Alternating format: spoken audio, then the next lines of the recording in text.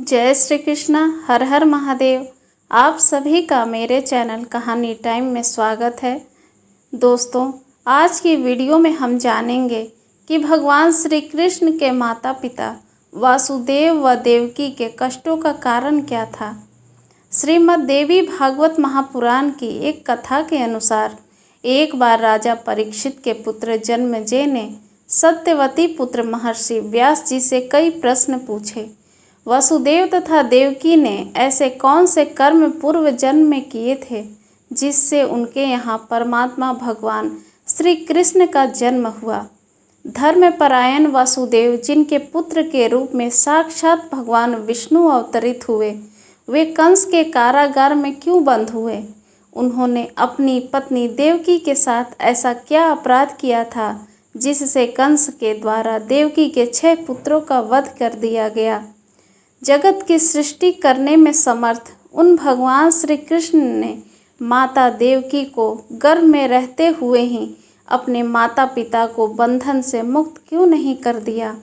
वे 6 पुत्र कौन थे, वह कन्या कौन थी जिसे कंस ने पत्थर पर पटक दिया था और वह हाथ से छूटकर आकाश में चली गई और पुनः अष्टभुजा के रूप में प्रकट हुई।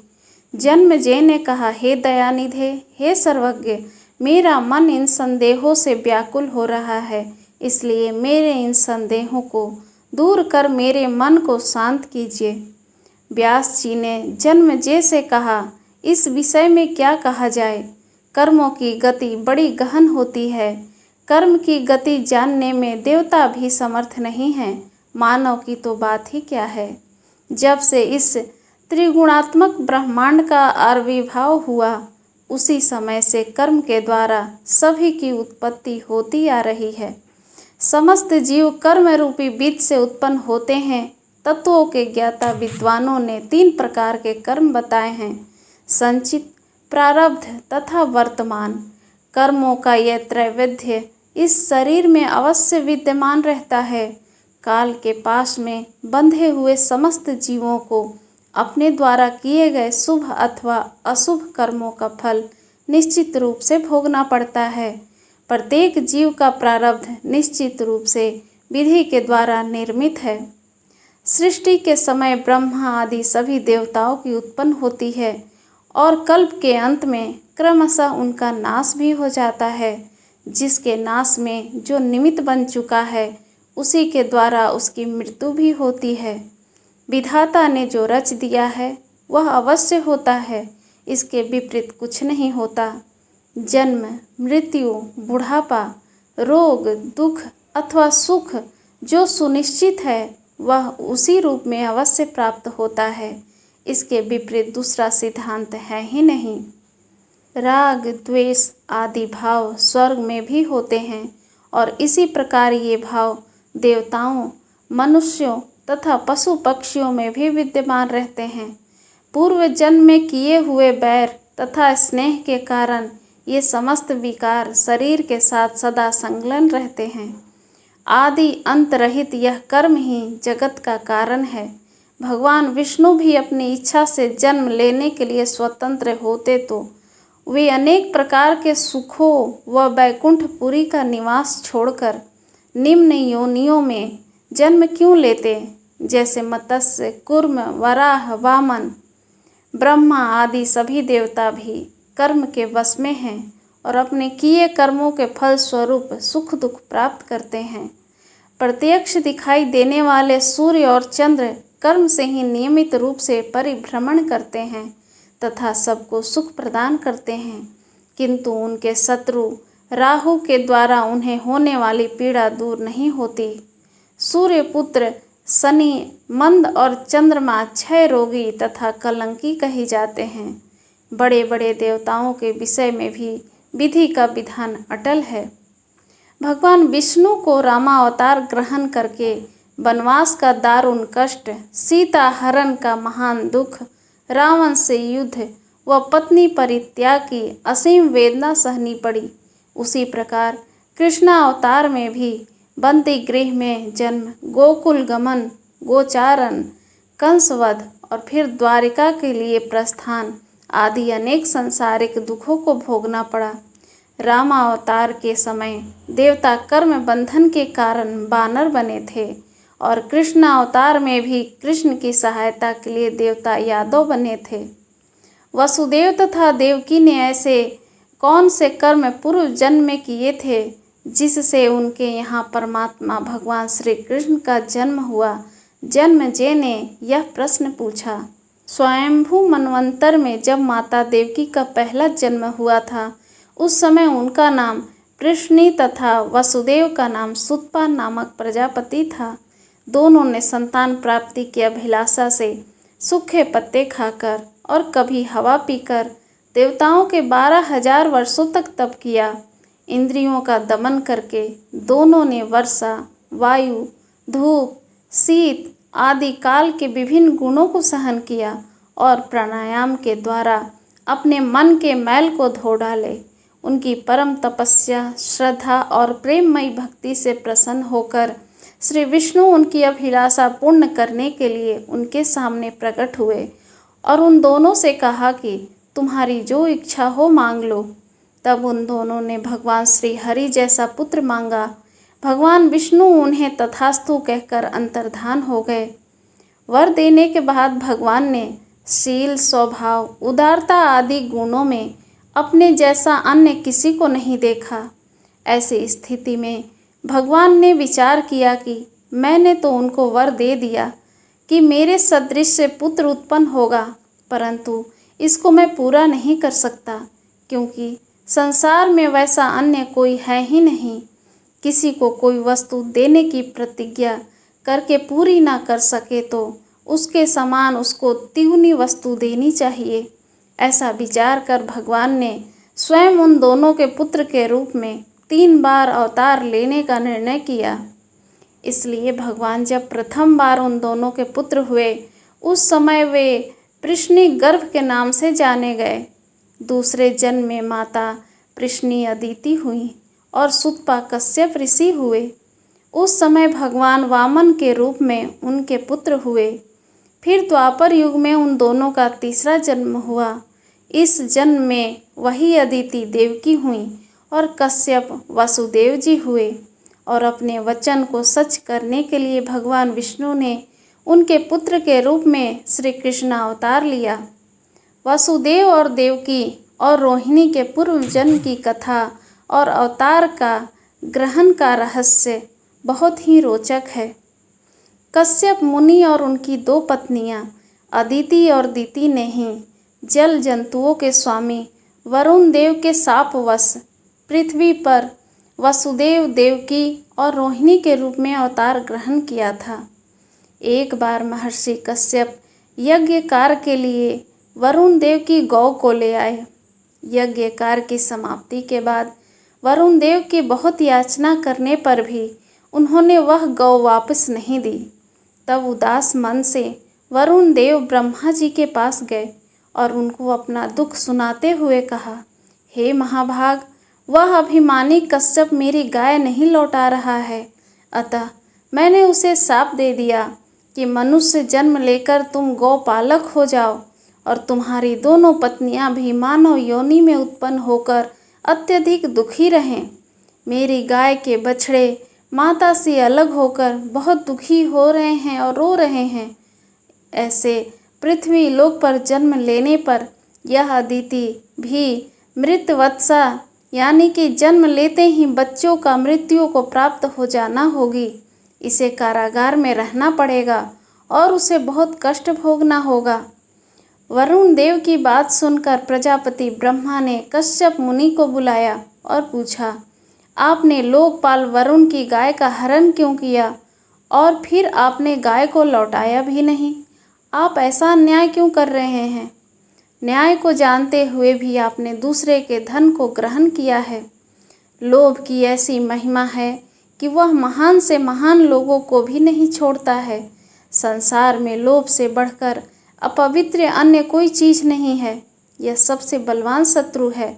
महर्षि कश्यप भी इस नीच लोभवश दुराचार में लिप्त हो गए।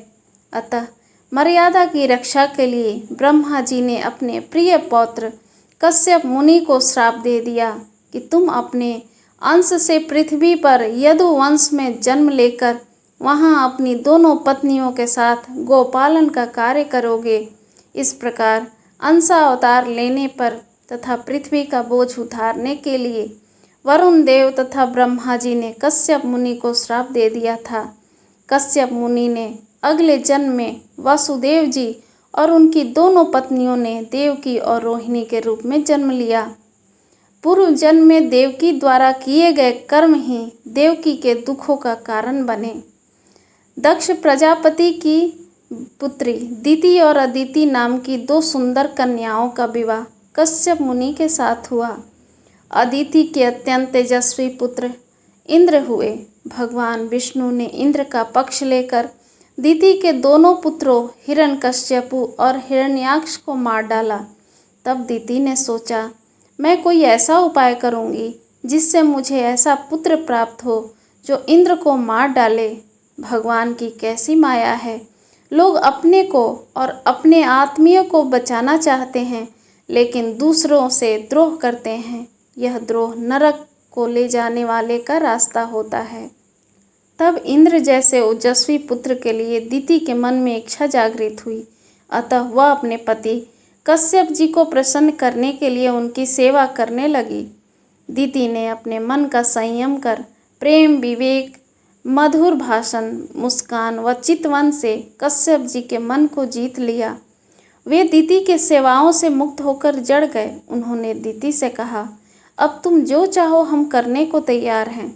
दिति ने देखा कि ये वचनबद्ध हो गए हैं, तो उसने कश्यप जी से प्रार्थना की कि मुझे बलशाली एवं परम शक्ति संपन्न पुत्र देने की कृपा करें जो इंद्र को मार दे। यह सुनकर कश्यप जी को बहुत दुख हुआ, क्योंकि इंद्र अदिति के गर्भ से कश्यप जी के ही बेटे थे। उन्होंने सोचा कि माया ने मुझे पकड़ लिया। संसार के लोग स्वार्थ के लिए पति पुत्र आदि का भी नाश कर देते हैं। अब क्या हो, मैंने जो वचन दिया है न तो वह व्यर्थ होना चाहिए और न इंद्र का अनिष्ट होना चाहिए। इस प्रकार सोच विचार करके कश्यप मुनि ने दिति को 1 वर्ष का पुंसवन व्रत धारण करने के लिए कहा। कश्यप जी ने कहा कि यदि तुम 1 वर्ष तक व्रत का पालन करोगी तो तुम्हारे जो बेटा होगा वह इंद्र को मारने वाला होगा, लेकिन यदि व्रत में कोई त्रुटि हो जाएगी तो वह इंद्र का मित्र हो जाएगा। कश्यप मुनि ने व्रत के लिए दिति को इन नियमों का पालन करने के लिए कहा। इस व्रत में किसी भी प्राणी को मन, वचन या कर्म के द्वारा सताए नहीं, किसी को श्राप या गाली न दे, झूठ न बोले, शरीर के नख व बाल न काटे, किसी भी अशुभ वस्तु का स्पर्श न करे, क्रोध न करे, बिना धुला वस्त्र न पहने और किसी की पहनी हुई माला न पहने, जूठा न खाए, मांस युक्त अन्न का भोजन न करे, शूद्र का और रजस्वला स्त्री का अन्न भी न खाए, जूठे मुंह संध्या के समय बाल खोले हुए घर से बाहर न जाए, सुबह शाम सोना नहीं चाहिए। इस प्रकार इन निषिद्ध कर्मों का त्याग कर सदैव पवित्र और सौभाग्य के चिन्हों से सुसज्जित रहे। प्रातः गाय, ब्राह्मण, लक्ष्मी जी और भगवान नारायण की पूजा करके ही भोजन करे। सुहागिन स्त्रियों व पति की सेवा में संलग्न रहे और यही भावना करती रहे कि पति का तेज मेरी कोख में है। अपने पति की बात मानकर दिति उनके ओज से सुंदर गर्भ धारण कर पुंसवन व्रत का पालन करने लगी। वह भूमि पर सोती थी और पवित्रता का सदा ध्यान रखती थी। इस प्रकार जब उसका तेजस्वी गर्भकाल पूरा होने को आया तो दिति के अत्यंत दीप्तिमान अंगों को देखकर अदिति को बड़ा दुख हुआ।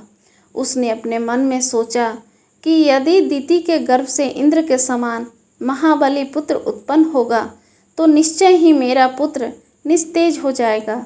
इस प्रकार चिंताग्रस्त अदिति ने अपने पुत्र इंद्र से कहा, इस समय दिति के गर्भ में तुम्हारा शत्रु पल रहा है, अतः ऐसा कोई प्रयत्न करो कि गर्भस्थ शिशु नष्ट हो जाए। दिति का यह गर्भ मेरे हृदय में लोहे की कील के समान चुभ रहा है, अतः जिस किसी भी उपाय से तुम उसे नष्ट कर दो। जब शत्रु बढ़ जाता है तब राज्य क्षमा रोग की भांति वह नष्ट नहीं हो पाता। इसलिए बुद्धिमान मनुष्य का कर्तव्य है कि वह ऐसे शत्रु को अंकुरित होते ही नष्ट कर डाले। चतुर राजनीतिज्ञ वही है जिसे शत्रु के घर की एक एक बात का पता हो। इंद्र कोई साधारण राजनीतिज्ञ नहीं है। अपनी माता की बात मानकर इंद्र मन ही मन उपाय सोचकर अपनी सौतेली माता के पास गए। उस पाप बुद्धि इंद्र ने ऊपर से मधुर किंतु भीतर से विष भरी वाणी से भी नम्रतापूर्वक दीति से कहा, हे माता, व्रत के कारण आप अत्यंत दुर्बल हो गई हैं, अतः मैं आपकी सेवा करने के लिए आया हूँ। जिस प्रकार बहेलिया हिरण को मारने के लिए हिरण किसी सूरत बनाकर उसके पास आता है, वैसे ही देवराज इंद्र भी कपट वेश धारण करके व्रत परायणा दिति के व्रत पालन की त्रुटि पकड़ने के लिए उनकी सेवा करने लगे। एक दिन व्रत के नियमों का पालन करते करते दिति बहुत दुर्बल हो गई थी। इंद्र ने कहा, माता, मैं आपके चरण दबाऊंगा, क्योंकि बड़ों की सेवा से मनुष्य अक्षय गति प्राप्त कर लेता है। ऐसा कहकर इंद्र उनके दोनों चरण पकड़कर दबाने लगे।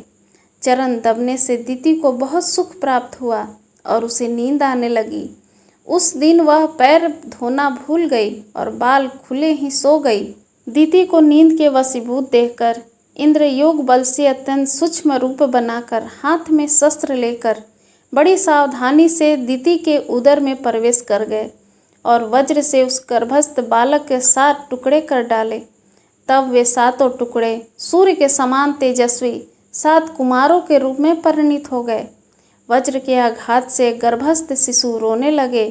तब दानव शत्रु इंद्र ने उनसे कहा कि मारुद मत रो। फिर इंद्र ने उन 7 टुकड़े के 7 टुकड़े कर दिए। इस प्रकार 49 कुमारों के रूप में होकर वे जोर जोर से रोने लगे। तब उन सबों ने हाथ जोड़कर इंद्र से कहा, देवराज, तुम हमें क्यों मार रहे हो? हम तो तुम्हारे भाई मरुदगण हैं।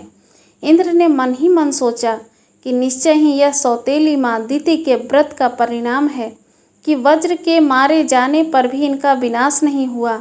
ये एक से अनेक हो गए, फिर भी उदर की रक्षा हो रही है। उसमें संदेह नहीं है कि ये अवध्य हैं, इसलिए ये देवता हो जाएं। जब ये रो रहे थे उस समय मैंने इन गर्भ के बालकों को मारुद कहकर चुप कराया था, इसलिए ये मरुदगण नाम से प्रसिद्ध होंगे। इंद्र ने सौतेली माता के पुत्रों के साथ शत्रु भाव न रखकर उन्हें सोमपाई देवता बना लिया। छली इंद्र द्वारा अपने गर्भ को विकृत किया जानकर दिति जाग गई और दुखी होकर क्रोध करने लगी। यह सब मेरी बहन अदिति द्वारा कराया गया है, ऐसा जानकर दिति ने कुपित होकर अदिति और इंद्र दोनों को श्राप दे दिया। इंद्र ने छलपूर्वक मेरा गर्भ छन्न भिन्न कर दिया है, उसका त्रिभुवन का राज्य शीघ्र ही नष्ट हो जाएगा।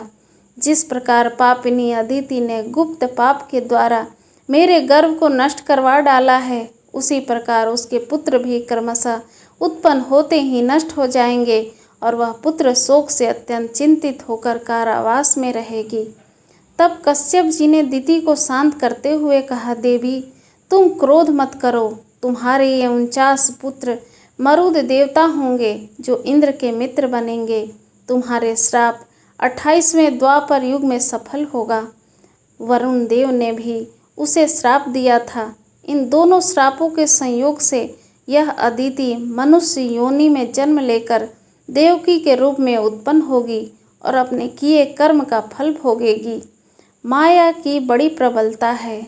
सबसे शासक, धर्म के रक्षक और तीनों लोकों के स्वामी इंद्र ने जब ऐसा निंदित कर्म कर डाला, तब फिर कौन मनुष्य पाप नहीं कर सकता।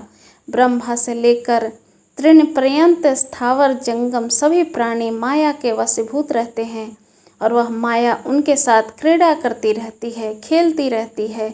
यह माया सभी को मोह में डाल देती है और जगत में निरंतर विकार उत्पन्न किया करती है। वेदों में कहा गया है कि सत्व गुण से सभी देवता, रजोगुण से मनुष्य तथा तमोगुण से पशु पक्षी आदि जीव उत्पन्न होते हैं। ऐसे जब सत्व गुण से उत्पन्न देवताओं में भी निरंतर आपस में बैर भाव रहता है, तब पशु पक्षियों में परस्पर जाति वैर उत्पन्न होने में क्या आश्चर्य है।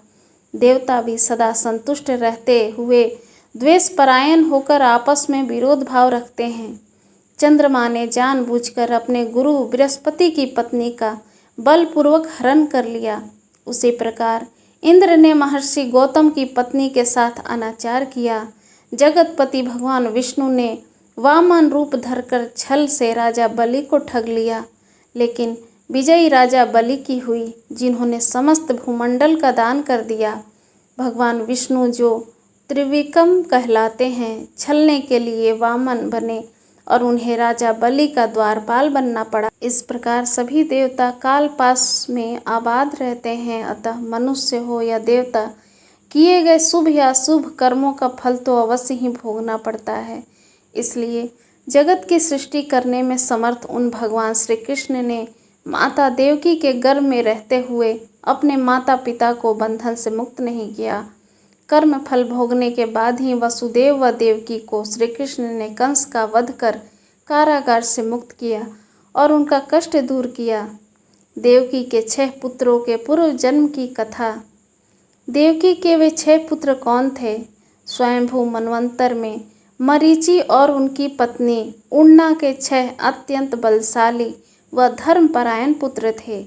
एक बार ब्रह्मा जी को अपनी पुत्री सरस्वती के साथ विहार करते देखकर ये हंस पड़े। ब्रह्मा जी ने श्राप दे दिया कि तुम लोगों का पतन हो जाए और तुम दैत्य योनि में जन्म लो। वे 6 पुत्र काल नेमि के पुत्र के रूप में उत्पन्न हुए। अगले जन्म में वे हिरण्यकश्यपु के पुत्र हुए। इन्हें अपने पूर्व जन्मों का ज्ञान था, अतः पूर्व शाप से भयभीत होकर ये तप करने लगे। इससे ब्रह्मा जी ने प्रसन्न होकर इन्हें वर दिया कि देवता, दानव, नाग, गंधर्व, सिद्ध आदि कोई तुम्हारा वध न कर सके। हिरण्यकश्यपु चूंकि देवताओं का विरोधी था, इससे वह अपने पुत्रों से कुपित हो गया कि तुमने अपने पिता की उपेक्षा की। अतः उसने अपने पुत्रों को श्राप दे दिया कि मैं तुम लोगों का परित्याग करता हूँ। तुम लोग पाताल लोक चले जाओ और इस पृथ्वी पर तुम लोग षडगर्भ नाम से विख्यात होगे। तुम लोग बहुत दिनों तक निद्रा के वशीभूत रहोगे। तुम लोग क्रम से प्रतिवर्ष देवकी के गर्भ से उत्पन्न होते रहोगे और पूर्व जन्म का तुम्हारा पिता काल नेमि, जो अब कंस होगा, तुम लोगों को जन्म लेते ही मार डालेगा। इस प्रकार हिरण्यकश्यपु के श्राप से वे क्रम से एक एक करके देवकी के गर्भ में आते गए और कंस पूर्व श्राप से प्रेरित होकर उन देवकी पुत्रों का वध करता गया। इसके बाद शेषनाग के अंशावतार बलभद्र जी देवकी के 7वें गर्भ में आए। योग माया ने अपने योग बल से उस गर्भ को खींचकर गोकुल में नंद बाबा के घर रह रही वसुदेव जी की पत्नी रोहिणी के गर्भ में स्थापित कर दिया। फिर देवताओं का कार्य सिद्ध करने तथा पृथ्वी का भार उतारने के लिए जगतपति भगवान विष्णु देवकी के 8वें गर्भ में विराजमान हो गए। वह कन्या कौन थी जिसे कंस ने पत्थर पर पटक दिया था और वह हाथ से छूटकर आकाश में चली गई और पुनः अष्टभुजा के रूप में प्रकट हुई।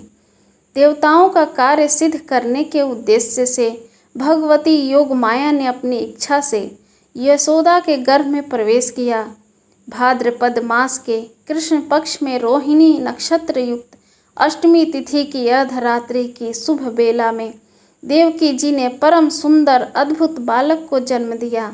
उसी समय योग माया के अंश से दिव्य रूपमयी त्रिगुणात्मक भगवती ने यशोदा के गर्भ से अवतार लिया। श्रीमद् देवी भागवत महापुराण के अनुसार जब वसुदेव जी श्री कृष्ण को लेकर नंद बाबा के घर पहुँचे, तब स्वयं भगवती ने शैरेंद्री का रूप धारण कर, यानी पहचान वाली का रूप धारण कर उस अलौकिक बालिका को अपने कर कमलों के द्वारा वासुदेव जी को दिया। वसुदेव जी भी अपने पुत्र श्री कृष्ण को देवी रूपा शैरेंद्री के कर कमल में रखकर योग माया रूप उस बालिका को लेकर कारागार में लौट आए। कारागार में पहुंचकर उन्होंने देवकी की सैया पर बालिका को लिटा दिया। इतने में कन्या ने उच्च स्वर में रोना शुरू कर दिया। रोने की आवाज़ सुनते ही कंस तुरंत वहां आ पहुंचा। वासुदेव जी ने रोते हुए उस कन्या को कंस के हाथों में रख दिया। कन्या को देखकर कंस ने सोचा, आकाशवाणी तथा नारद जी का वचन दोनों ही गलत सिद्ध हुए। ऐसा सोचकर उस निर्मम कंस ने बालिका के दोनों पैर पर पकड़कर पत्थर पर पटका, किंतु वह कन्या कंस के हाथ से छूटकर आकाश में चली गई।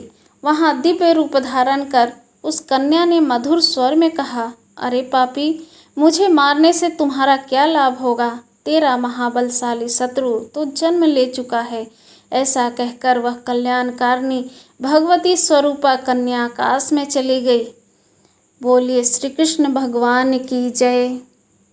धन्यवाद दोस्तों, वीडियो के अंत तक बने रहने के लिए।